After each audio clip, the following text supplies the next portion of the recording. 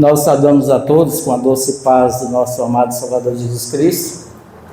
Que bom que Deus trouxe você aqui nessa noite tão bela, tão fresca, para juntos cultuar ao Senhor. Eu convido os irmãos a abrir a palavra do nosso Deus no segundo livro de Samuel,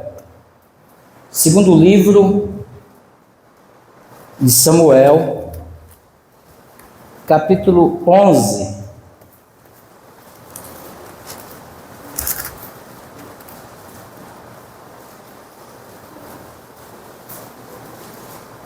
Nós vamos ler, na verdade eu gostaria de ler todo o capítulo, mas estarei lendo apenas o 13, os 13 primeiros versículos. É uma história muito conhecida, muito dolorosa, muito triste.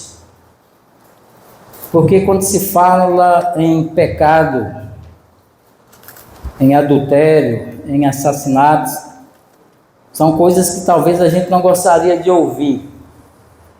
Principalmente, falar sobre pecado na vida da igreja, mas é necessário.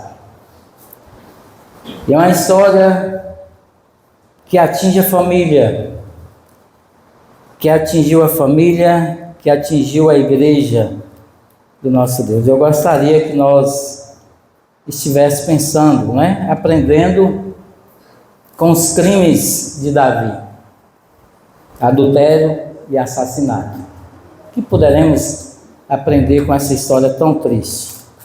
Eu vou estar lendo os 13 primeiros versículos, depois eu gostaria que os irmãos lessem segundo livro de Samuel 12, apenas o versículo 10. Nos diz assim: decorrido um ano, no tempo em que os reis costumavam sair para a guerra, enviou Davi, Joabe e seus servos, com ele todo Israel, que destruíram os filhos de Amon e sitiaram Rabá, porém Davi ficou em Jerusalém. Uma tarde, levantou-se Davi no seu leito e andava passeando no terraço da casa real. Daí viu uma mulher que estava tomando banho, era ela muito formosa. Davi mandou perguntar quem era. Disseram-lhe: é Batseba, filha de Eliã e mulher de Urias o Heteu. Então enviou Davi mensageiros e a trouxessem. Ela veio, ele se deitou com ela. Tendo-se ela purificado da sua imundícia, voltou para sua casa. A mulher concebeu e mandou dizer a Davi: estou grávida. Então enviou Davi mensageiros a Joabe, dizendo: manda-me Urias o Heteu. Joabe enviou Urias a Davi. Vindo, pois, Urias a Davi, perguntou-lhe este como estava Joabe, como se achava o povo e como ia a guerra. Depois disse Davi a Urias: desce a tua casa e lava os pés. Saindo Urias da casa real, logo lhe seguiu um presente do rei. Porém, Urias se deitou à porta da casa real com todos os servos do seu senhor e não desceu para a sua casa. Fizeram saber a Davi, dizendo: Urias não desceu à sua casa. Então disse Davi a Urias: não vens tu de uma jornada? Por que não desceste da tua casa? Respondeu Urias a Davi: a harpa, Israel e Judá ficam em tendas. Joabe, meu senhor, e os servos de meu senhor estão acampados ao ar livre. Hei de eu entrar na minha casa para comer, beber perante e deitar com minha mulher?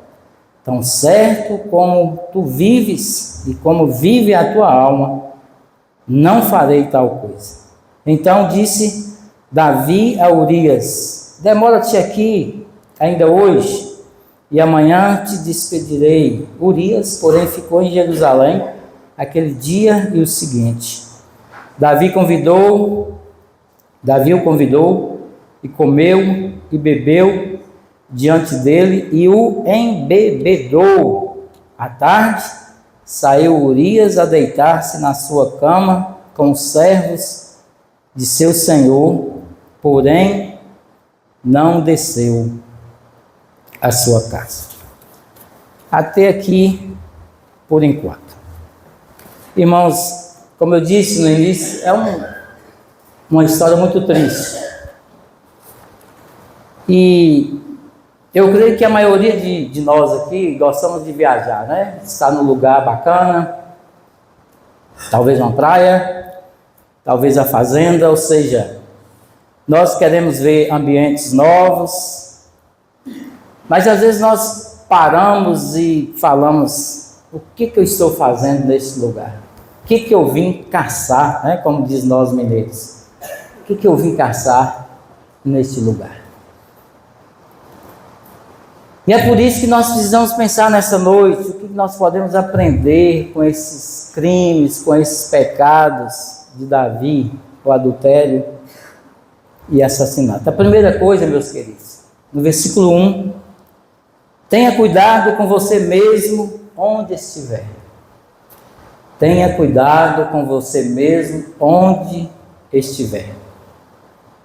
Davi era rei, e os irmãos conhecem a história, sabem que era momento de ir para a guerra, era momento de estar na batalha. Davi então preferiu estar no confortável palácio, mas não era o lugar onde Deus queria que ele estivesse. Não era o local que Deus preparou que ele estivesse. E aí nós precisamos pensar, por que cuidar de ti mesmo onde estiver? Há um filósofo grego, salvo me engano, ele falava o seguinte: que o homem nasce bom e que a sociedade o corrompe. Ou seja, ele nasce bom e o meio ou local que ele está pode corrompê-lo ou corrompe. Mas não é o que a Sagrada Escritura diz. Todos nós nascemos com uma natureza ruim. E não sei se os irmãos percebem a gravidade desse, não só o ato do adultério, mas o que aconteceu no desenrolar da história de Davi. Ele então deixa os seus companheiros, o general de guerra, quem estava à frente da guerra sozinho, ele vai para um palácio, um local todo confortável. E nós precisamos tomar cuidado de nós mesmos. O apóstolo Paulo, em 1 Timóteo, capítulo 4, versículo 16, ele fala: tem cuidado de ti mesmo. Preserve, né? Tem cuidado de ti mesmo, da doutrina, preserve nela, porque fazendo isso te salvarás tanto a ti mesmo como as que te ouvem. Meus queridos, nós precisamos nos policiar onde você está. É claro que nós percebemos aqui que não era o local que Davi poderia estar, não era no palácio, era na batalha, era na guerra. Mas tem muitos crentes assim que quer uma vida de conforto, mas não quer ir para a guerra, não quer ir para a batalha. Você tem cuidado de você mesmo, das suas emoções, do seu coração, da sua vida espiritual, da sua vida moral, da sua vida familiar, da sua vida financeira? Tenha cuidado, meu querido. Davi era um rei, e a Bíblia fala e chama segundo o coração de Deus, mas não teve cuidado dele mesmo, onde ele estava no palácio. Meus queridos, isso é muito triste, quando a gente percebe que não é o local que o crente deveria estar. Ele não cuidou do seu coração, ele não cuidou da sua mente. E aí depois nós vamos ver o que isso acontece, ou o que aconteceu. Talvez você pense assim: mas eu sou, né? Eu sou presbiteriano, eu leio a Bíblia, né? Eu etc, etc. Davi também era rei, conhecia a Sagrada Escritura, mas teve um momento da sua vida que ele não cuidou dele mesmo. E quando Paulo escreve para o jovem Timóteo, ele aconselha: tem cuidado de ti mesmo. Você vai pastorear uma igreja de dificuldade, trate do seu coração, da sua visão, da sua emoção, do seu lar, da sua família. Cuide de você. Nós precisamos cuidar de nós mesmos onde nós estivermos. É na escola, é no trabalho, é na fazenda, é trabalhando, é lá no local de serviço, lá no fórum, lá, né, no interior de São Paulo, onde Deus te colocar, tenha cuidado. Tenha cuidado de ti mesmo. Trate o seu coração, busque auxílio de Deus. Não havia nada de errado estar no palácio, mas não era onde Deus queria que ele estivesse. E ele não cuidou dele mesmo, dos seus desejos, das suas vontades, daquilo que estava no seu coração. E eu pergunto a você, você tem cuidado de você mesmo? Em Salinas, talvez em Ferópolis, em Itaiobeiras, Elias Falso, no interior de São Paulo, você tem cuidado? Onde você está, você tem cuidado de você mesmo? Ou você, né, fala assim, aqui o pastor não está vendo, o conselho não está vendo, eu posso fazer o que eu quiser. E foi isso que Davi pensou. Eu sou o rei, eu posso estar aqui. Então essa é a primeira lição que eu gostaria que os irmãos focassem nessa noite. Cuida de você mesmo. Onde você estiver. Estiver longe da igreja, longe do alcance dos olhos humanos, cuida de você mesmo. Segunda coisa, meus queridos, tenha cuidado onde você coloca o seu olhar, a sua visão. No versículo 2, a Bíblia fala que Davi viu o quê? A mulher feia, né? O aranzé, quando diz Geraldinho, né? Um bagaço. A Bíblia relata com detalhe. Ele viu uma mulher tomar banho. O problema não foi ver. O problema foi continuar vendo. E a cobiça, então, entra no seu coração.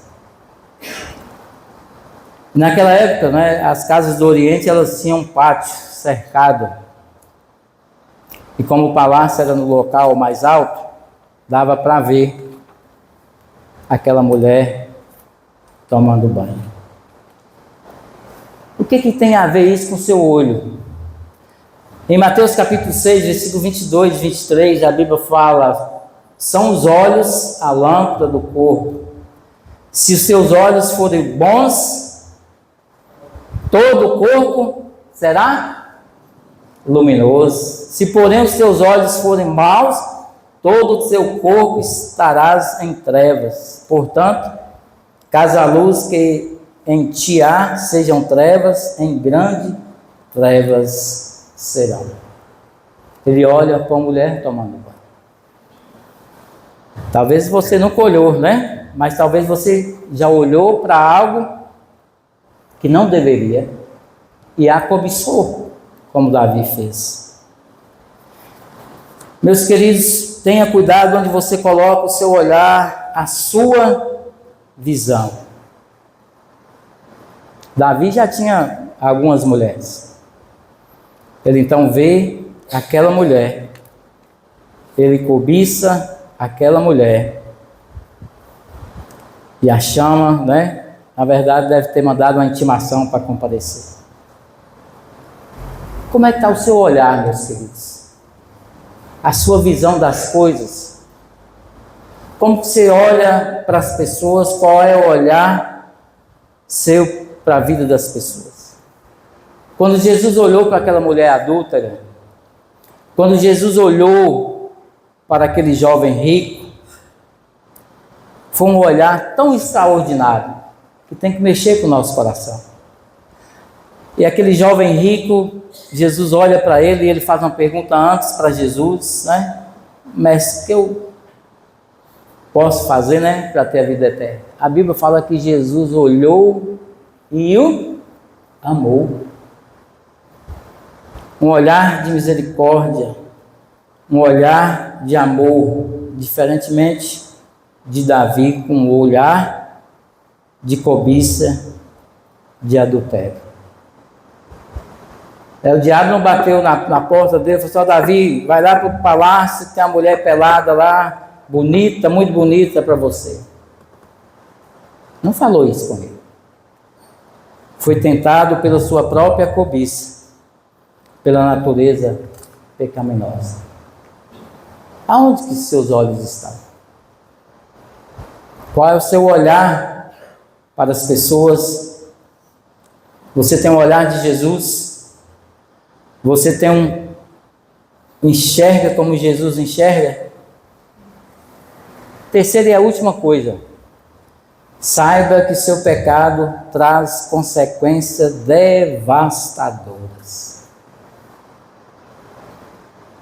Às vezes a gente fica com aquela sensação, né? Fulano pecou, ninguém faz nada, né? Será?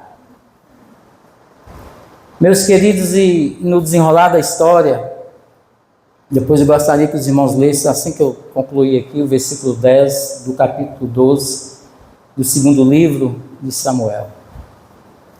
3 passos levaram o pecado de Davi. Ele viu, ele inquiriu e ele cedeu à tentação.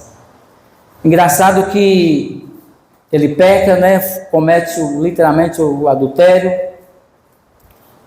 Passados alguns anos, alguns comentaristas falam, né, que entre o seu adultério até a disciplina, talvez 12 meses, 1 ano, que a disciplina de Deus veio.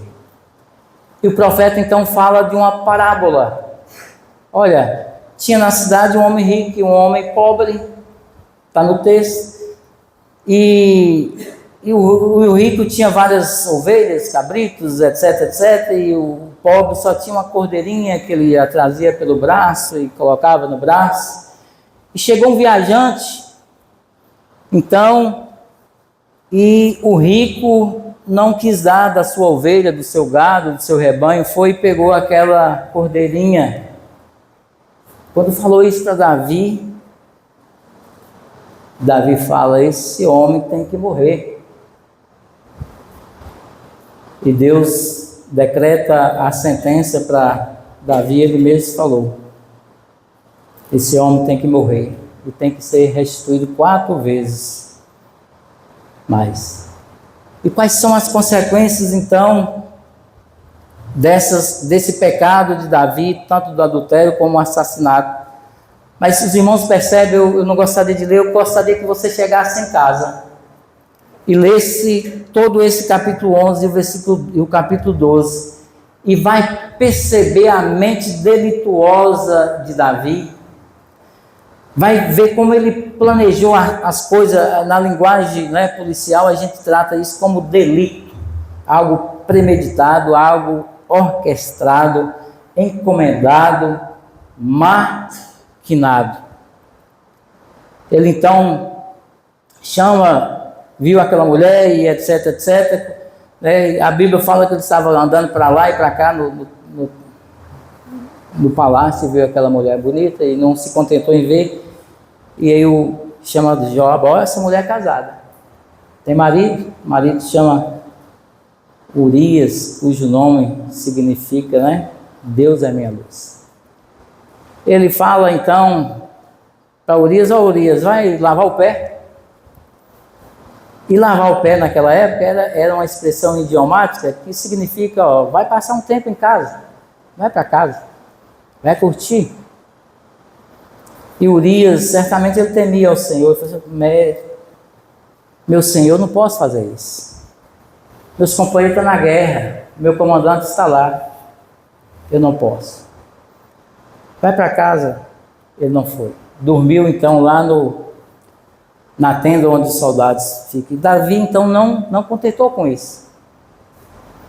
Moça, a jornada é longa, fica mais uns dias aqui, fica até amanhã. Vai para casa. Ele não foi, não deitou lá na sua casa, deitou na porta. E por último, Davi embebedou, ou seja, alcoolizou ele. Eu estava pensando, lá para você ver como é que Deus trabalha o coração de um bêbado. Mesmo ele bêbado, ele tinha uma consciência mais temente a Deus do que Davi. E a Bíblia, os irmãos vão entender na história, Davi literalmente deixou ele bêbado e falou assim, vai para casa lavar o pé. Ele não foi.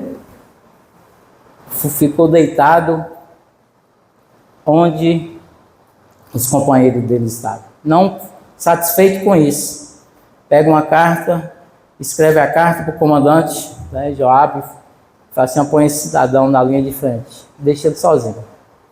O portador foi o próprio Urias, a sentença de morte de Urias. E o resto da história vocês conhecem. Onde que a gente percebe que aconteceu 4 consequências devastadoras na vida de Davi. 4 velórios.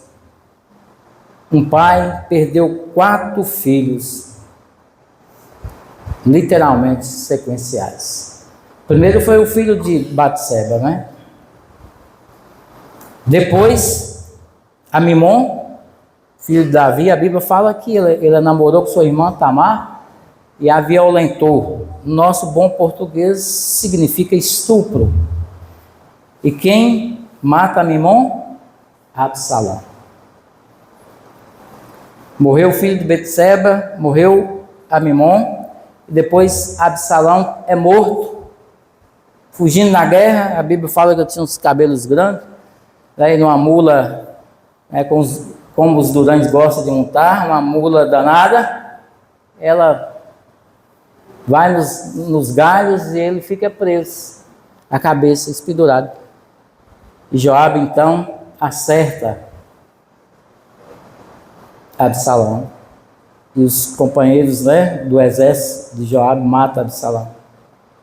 E o outro filho, Adonias, foi decapitado por Salomão, porque estava querendo usurpar o reino. Meus queridos, eu gostaria de terminar falando que o nosso pecado tem consequências desgraçadas, devastadoras. O pecado gera morte, morte física, morte espiritual e morte eterna. Nesses 2 crimes a gente percebe isso. Não cuidou dele mesmo, não cuidou do seu olhar e teve umas consequências devastadoras, terríveis na sua vida. Concluindo, meu querido, tenha cuidado de você mesmo. Saiba que a mão, saiba uma coisa também, saiba que a mão, que a porta da graça de Deus está aberta para aqueles que se arrependem. Seja adúltero, seja assassino, seja sem vergonha, seja mentiroso, seja bêbado, seja quem quer que seja. Davi pecou, foi disciplinado. Deus perdoou o seu pecado, mas não isentou as consequências dele. Eu gostaria que os irmãos lessem agora sim, vai ler lá no 2 Samuel, o versículo 10 do capítulo 12. Gostaria que os irmãos ficassem de pé, a gente está chegando ao final. Gostaria que os irmãos lessem 12, versículo 10.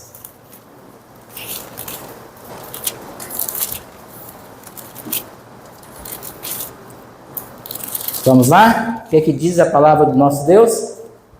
Agora, pois, não se apartará a espada jamais da tua casa, porquanto me desprezaste, tomaste a mulher de Urias, o heteu, para ser sua mulher. Muito bem. Davi adulterou, Davi matou. Deus perdoou o seu pecado, mas não isentou das consequências, e nós citamos aqui apenas 4 delas. Agora se imagina 4 velórios, né? Um pai enterrando 4 filhos ao mesmo tempo. A Bíblia relata que a nossa responsabilidade ela é individual. É individual. Mas a Bíblia relata, e foi bem sentenciada por Deus, que a espada jamais afastaria da sua casa. E Deus fala o motivo. Por quê? Por quê? Me desprezaste. Davi desprezou, porque não cuidou dele mesmo, não cuidou da sua visão. Meus queridos, talvez você fala assim hoje, mas eu não pequei, eu não adulterei, eu só tenho olho só para minha mulher, só para o meu homem, né, meu esposo. Talvez você fale assim, mas eu não cheguei a esse ponto. Nós pecamos em atos, palavras, gestos e omissões. É tempo de restauração. Pecado precisa ser confessado e deixado. Pecado precisa ser exposto, exprimido. Eu uso muito uma palavra que eu aprendi também, que se chama carnegão. Precisa espremer para sair. E Jesus dá a oportunidade nesta noite, através da sua mão, da porta da graça, para receber o perdão. Vamos orar? Pai querido, obrigado.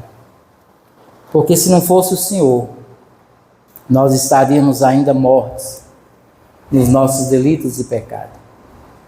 Cuide de nós, Pai, como o Senhor tem cuidado do nosso coração, da nossa razão, das nossas emoções, do nosso olhar, da nossa visão.